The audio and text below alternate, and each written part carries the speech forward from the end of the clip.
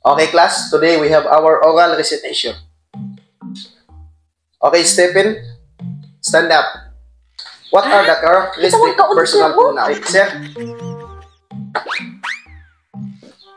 Ay.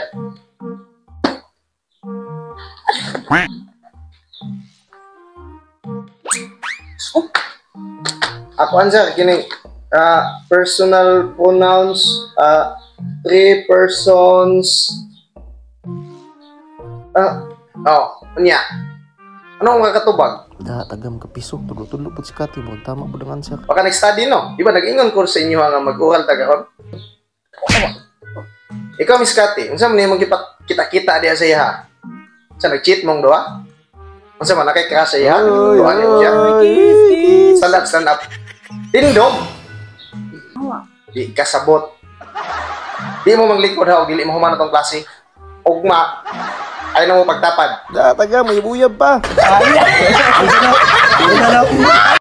Lus-lus ni mo, Jeng! Wag dire!